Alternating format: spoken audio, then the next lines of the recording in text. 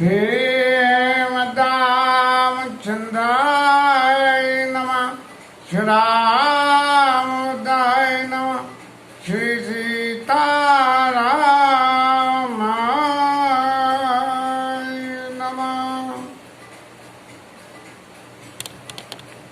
परशुराम जी का क्रोध लगातार बढ़ता जा रहा है और लक्ष्मण जी के वचन आहुति के समान काम कर रहे हैं, लेकिन भगवान राम तो अपने शील से परशुराम जी को बस करना चाह रहे हैं और लक्ष्मण जी अपने बल के प्रभाव से उन्हें बस में करना चाह रहे हैं। ये दोनों बातें, लेकिन भगवान राम के द्वारा जो क्रिया की जा रही है उसको सपोर्ट भी करना उनका काम है, तो उसे सपोर्ट करते हुए परशुराम जी के पीछे पंचंदी लगा रहे हैं। तो क्या हुआ कि परशुराम जी से उन्होंने कह दी कि कोटि कुलिस सम बचन तुम्हारा और व्यर्थ धरो धन बहानो कुठारा। अरे महाराज, तुम्हारी तो जवानी इतनी कर रही है। जिस व्यक्ति की जवान इतनी कर रही है तो वो तो जवान से ही मार देता है। आदमी शस्त्र के मारे नहीं मरता है, लेकिन शब्दों के बाण से जो मरता है वो बहुत भयंकर होते हैं। सारा महाभारत का खेल उन शब्द बाणों का ही तो था, और क्या था? न के शब्द बाण चलते और न ही महाभारत का खेल हुआ होता। तो ये जो शब्द बाण है, जो कोटि कुलिस सम वचन तुम्हारा, तुम तो जिसे देखते हो उसे ले लट्ठर पीछे लग जाते हो कि मार दूंगा और काट दूंगा। तो भैया अब आपसे तो मैं क्या बहस करूं महाराज, हैं?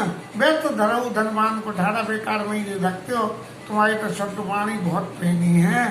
जो बिलो की अनुचित कहे, और फिर मक्खन लगा दिया कि जो बिलो की अनुचित कहे, क्षमाओ महामुनि धीर सुनि सरोज भृगवंश मणि बोले गिरागवीर। यदि हमें किसी व्यक्ति से लड़ाई लंबी चलानी है तो पहले तो लड़ो और फिर मक्खन लगा दो। हमारे सुधीर बाबू भी यही करते हैं। हाँ, तो लड़ाई लंबी चलेगी, जो धीरे धीरे होती रही तो मार काट होकर छुट्टी हो जाएगी। इसलिए लक्ष्मण जी बोले कि जो मैंने अनुचित कही उसकी माफी मांग लो। अब माफी मांगने तो गया तेल लगाने, माफी मांगने। ये तो जवान से कह रहे हैं, कौन उन्हें माफी मांगनी है? लक्ष्मण जी को माफी तो परशुराम जी को मांगनी है। सुने सरोज रघुवंश मणि बोले गिरा गंभीर, और बड़ी गंभीर बात में। अब जब बालकों के ऊपर किसी बड़े आदमी का बस नहीं चले तो वो क्या कहता है, जो उनके बुजुर्ग हैं उनसे शिकायत करता है कि भाई देखो मैंने तो इसे बहुत भला बुरा कह लिया कर लिया, कुछ नहीं हो रहा, अब तुम करो। कौशिक सुनो मंद यह बालक, कुटिल काल वस निज कुल घालक।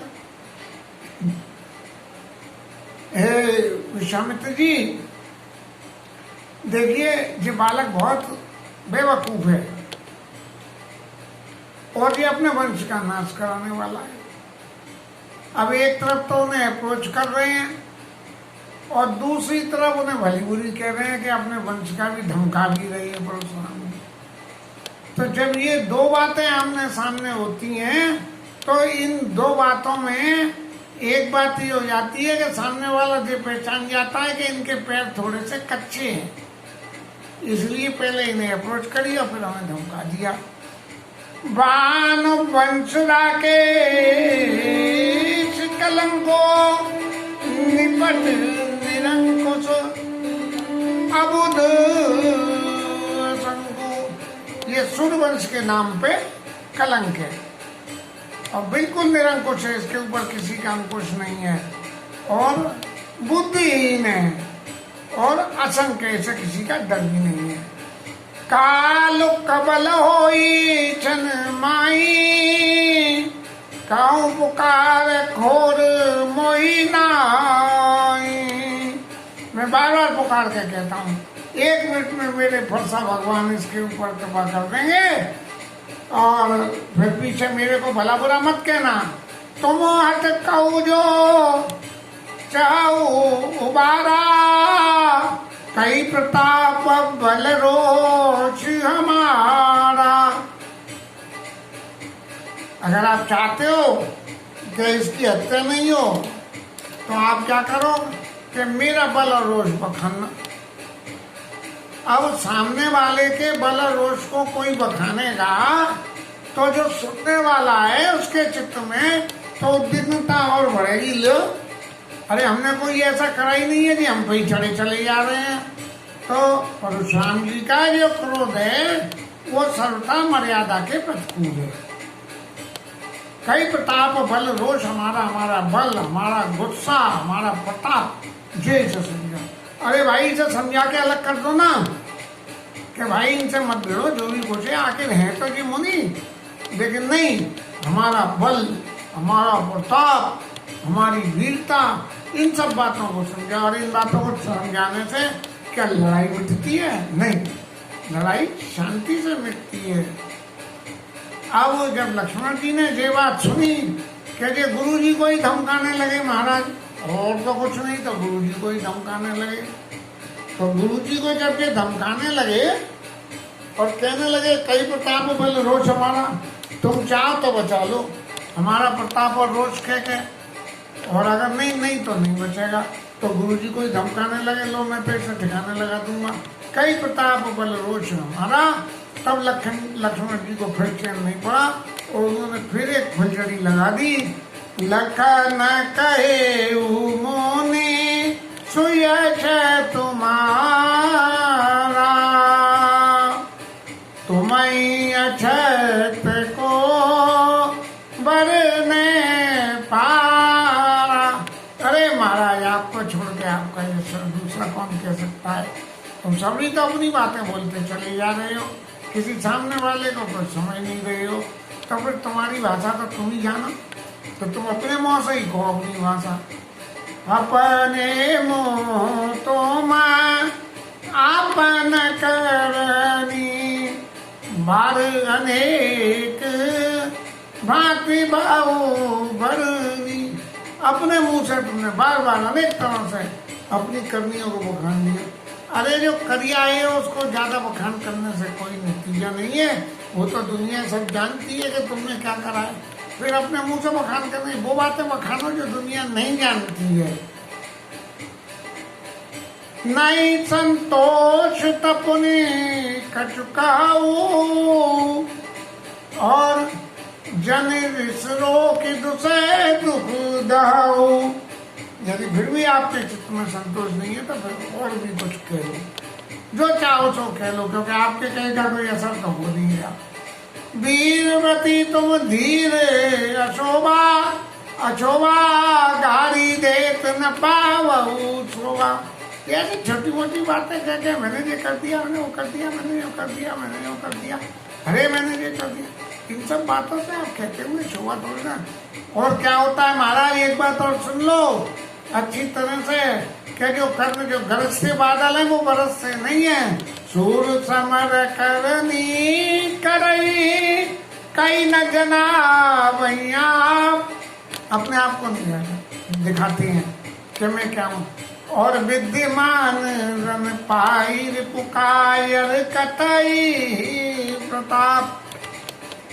और अपने से बलवान शत्रु को देख के और लोग जो है अपने उसकी वर्णन, अपने उसका यश का अपनी रामायण वाँचने लगते हैं कि मैंने ये करा, मैंने ये करा, जिससे तो सामने वाला डरी जाए बातों में। हाँ, तो इस दुनिया में बहुत तरह के लोग आ गए, 3 तरह के हैं। इस पृथ्वी धरती पे 3 तरह के, एक कहाई, एक कहाई करई, एक करई कहत न बागई। 3 तरह के लोग बाग होते हैं। एक तो जो है खाली कहते ही कहते हैं, जैसे हमारे जो परशुराम जी महाराज जी कहते हैं। एक करई कहाई कहते भी हैं और फिर कर भी देते हैं, वो बेचारे कर भी नहीं पाए। एक करई कहत न बागई, और एक जो है वो कर देते हैं लेकिन जो है बताते नहीं है। जैसे हमारे राम जी ने कुछ नहीं कही और धनुष तोड़ दिया, और परशुराम जी से कुछ नहीं कही, हल्ला कर करके थक गए, और फिर आप ही परशुराम जी जय रघुवंश बना जो भानु करते हुए चले गए। तो सूर समर करनी करें कई न जना वही आप, और विद्यमान रन पाई रिपु कायर कतई प्रताप। अपने बल को वर्णन करते हैं।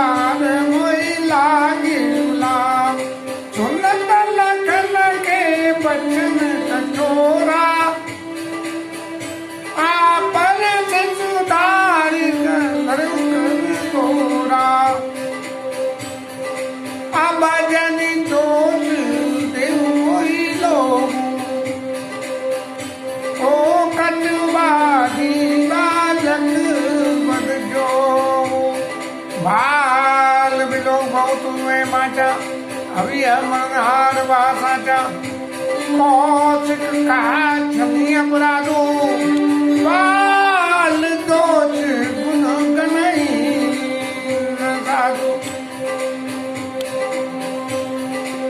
घर कोठार मैं कर कोई आगे अपराधी गुरुदेई उतर देख छोड़े बिनु मारे केवल कौशिक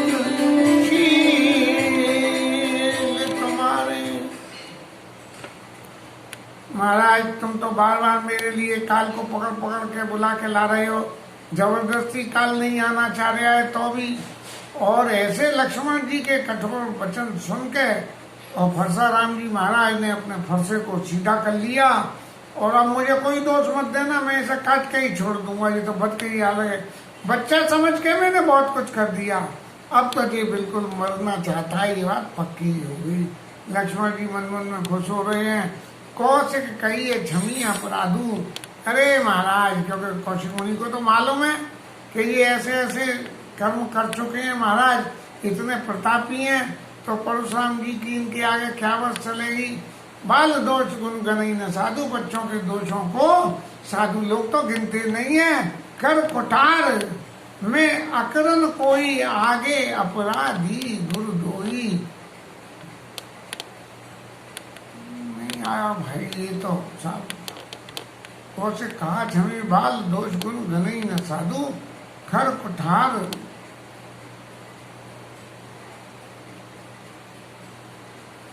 हाँ, मेरे हाथ में कुठार है और मैं अकारण ही क्रोध करने वाला हूं, और मेरे आगे द्रोह करने वाला अपराधी मौजूद है, और फिर भी मैं उसको नहीं मार रहा हूं। लो महाराज, और तुम कह रहे हो कि बच्चा समझ लो। अरे वो तो अपराधी है, गुरुद्रोही है, ऐसे ब्राह्मणों से द्रोह करने वाला आदमी है, उनके ऊपर लांछन लगा रहा है। उतर तो दे तो छोड़े बिनु मारे ही, ले अब मैं बिना मारे ही छोड़ देता हूँ। उतर तो केवल कौशिक शील तुम्हारे। परशुराम जी की क्रिया हिल गई कि मैं तो आपके शील की वजह से बिना मारे छोड़े दे रहा हूँ। अरे भाई, बिना मारे क्यों छोड़ रहे हो? उन्हें जरा सी लड़ाई लड़के तो देखो तो पता था। नत ए काट कुठार कठोरे, और गुरु ही उड़न होते सम थोड़े।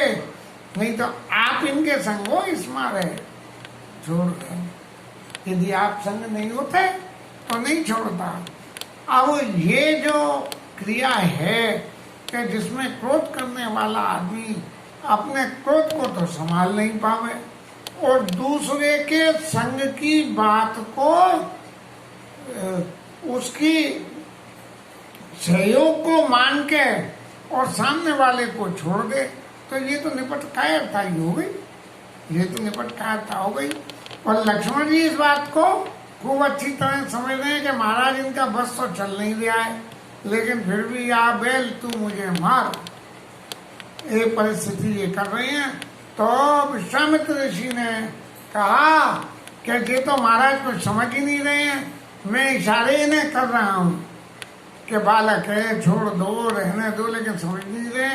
अब तो मुझे भी कुछ ऐसा करना पड़ेगा। तो विश्वामित्र ऋषि बोले गादि सुन का हृदय हंसी, अपने हृदय में हंसे धीरे से, कहीं इन्हें आग लग गई तो फिर मेरे ऊपर ही आ जाएंगे। मुनि हरी हरी है, सूर्य ने तो सब जगह हरा हरा दिख जाए, वहां राजाओं को काटिया है तो जे भी राजा दिख रहे हैं, क्षत्रियों को काटिया तो क्षत्रिय जे नहीं दिख रहे हैं कि ये प्रत्यक्ष कौन है। अग भाई खान न घूमे अजय में बूझे बूझ, इतनी तुम्हारे को क्रोध दिला के तुम्हारी गुस्सा को बढ़ा रही है, और तुम कह रहे हो कि फरसा हाथ में तो भी जो है मैं तुम्हारे लिए छोड़ दे रहा हूँ। तो महाराज जी मन में कह रहे हैं कि अपनी धोती बातों को छोड़ के और आप जो है असल भूमि पे आओ और समझो। कयो लखन मुनि जी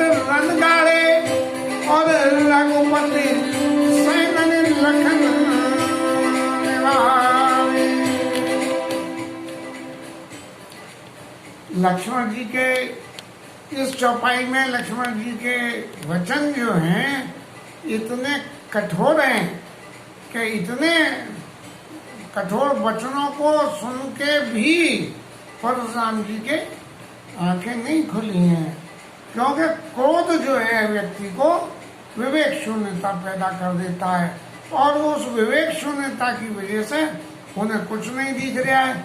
लेकिन भगवान की जो छवि, भगवान का प्रताप है, वो इतना जबरदस्त होता है कि सामने वाला कैसी ही दुष्टता पे क्यों न उतर जाए, फिर भी अपना प्रभाव दिखा नहीं पाता है।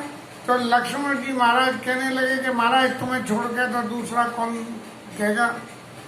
अब तुमने माता को, तुमने परशुराम जी ने अपनी माता को ही काट के डाल दिया था, जमदग्नि ने कह दी उनकी माता से कोई हो गए, अपने पुत्रों से कही कि जाओ माँ का वध कर दो। तो वो उनने सबने मना कर दी कि हम माँ का वध कैसे करेंगे। और ये परशुराम जी तो लल्लू राम थे, पिताजी की आज्ञा रखने को माता जी का सिर ही काट दिया। बोले लो आपने कही थी तो मैं काट दिया। अब आज के समय में तो ऐसे व्यक्ति को तो लल्लू राम ही कहेंगे, चाहे बलि कितना ही हो। और वैसे ही पहलवान में जो है अक्ल नहीं होती है, पहलवान की अक्ल तो उसके पैरों में होती है। लेकिन परशुराम जी को वो अक्ल आ गई, जब पिताजी ने कही कि तुमने मेरी आज्ञा पालन कर ली, तो बोले अब वरदान मांग लो, तो बोले अब जिंदा कर दो मेरी माँ को, तो उनने जिंदा कर दिया। तो ये उनकी कीर्ति में तो जुड़ गया, माता पिता और उन बहनी के, तो उनके तो ऋण से आप उतर गए, और गुरु जी का ऋण रह गया आपको, कि जो आपके गुरु है उनका ऋण, और वो जबरदस्ती हमारे माथे में मर दिया है। और इतने दिन हो गए जने कब से आपने गुरु बनाए हैं, तो जो है उस पर ब्याज भी चढ़ गया होगा। तो अब कभी हिसाब किताबी मुनीम को बुला लो, तो मैं थैली खोल के वो सब ऋणों में चुकता कर दूंगा। अब लक्ष्मण जी की ये बातों को सुनकर पूरी सभा को ऐसा लगने लगा, ओ भैया ये तो इनसे ज्यादा कह दी, आवाज ये सभी सभा को ही काट के डाल देंगे, इनका क्या भरोसा है। जिस आदमी ने अपनी माँ का ही गला काट दिया वो सभा को काटने में कितनी देर लगावेगा। तो सुन कटु वचन कुठार सुधारा और हाय हाय सब सभा पुकारा। सब हाय हाय करने लगे, अरे चुप करो, भगवान परस दिखाओ मोई।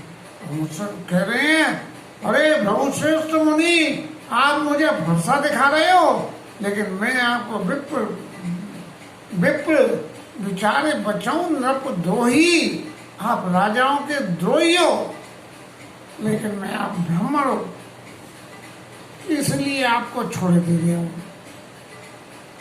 और आपको अपने से तगड़ा कभी मिला ही नहीं है, हारते हुए मिले हैं, तो आप अपने घर के ही बड़े हो। जब ये बात कही तो सब लोग कहने लगे, नहीं नहीं लक्ष्मण जी आपने बहुत गलत बात कही है, ये नहीं कहनी चाहिए। समाज में ब्राह्मणों का सम्मान किस तरह से होना चाहिए, ये चौपाई इस बात के ऊपर दृष्टांत देती है कि इतनी सब कहने के बाद भी पूरी सभा ने एक सुर से हाय हाय सब सभा पुकारा। अनुचित कई सब लोग ने मारे, नहीं नहीं आप ऐसी बात मत बोलो। लक्ष्मण जी से ऐसी बात कही और रघुपति सेन ने लखन ने मारे। भगवान राम ने देखा कि सब लोग एक तरफ हो गए, लक्ष्मण जी अकेले पड़ गए हैं, तो छोटे भाई हैं इसलिए उनके आंखों से इशारा कर दिया कि महाराज जरा उधर चले जाओ। लखन उतर आउती सरिसा भगवर को पकशान, और बढ़त देख जल सम बचना, बोले रघुकुलवाम। लक्ष्मण जी की वाणी, लक्ष्मण जी के उत्तर आपके समान परशुराम जी को जला रहे। लखन उतर आहुति सरिस, इनके परशुराम मुनि का क्रोध अग्नि के समान है, और लक्ष्मण जी के वचन उसमें आहुति का काम करने से घी डाल दो तो ज्योति बढ़ जावे, अग्नि बढ़ जावे। और बढ़त देख जल संवचन, जब वो बढ़ती हुई को देखा तो क्या हुआ, जल जैसे अग्नि पे छींटा मार दो तो अग्नि एक बार तो दबती है। बढ़त देख जल संवचन, बोले रघुकुलवान, भगवान राम ऐसे जल के छींटे मारने के समान शीतल वचनों को बोले।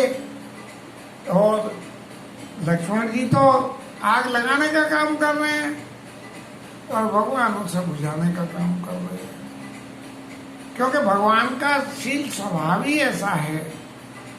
और अपने साथ में बहुत सारे लोगों को ऐसे रखते हैं कि भगवान का शील स्वभाव मेंटेन रहे। अब सुतीक्षण मारा जाए तो सुग्रीव ने कह दी कि बांध राखिए, बांध मोही स्वभाव,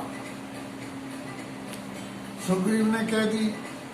ऐसे ही जहां जहां भरत जी आए तो लक्ष्मण जी ने मिलने के लिए आए, भगवान राम को मनाने के लिए, तो लक्ष्मण जी ने क्या कुछ बोला आगे प्रसंग आवेगा, लेकिन भगवान राम ने महावी पटाक्षेप कर दिया। तो भगवान के जीवन की जो सरलता शीलता है, उस शीलता को उजागर करने में लक्ष्मण जी महाराज भी बहुत तेज हैं। वो ऐसी आग जलाते हैं कि जिसमें भगवान के मुख्य स्वरूप के दर्शन हो जाएं। प्रसंग तो बहुत लंबा है अभी, और इसके साथ आज की कथा विश्राम।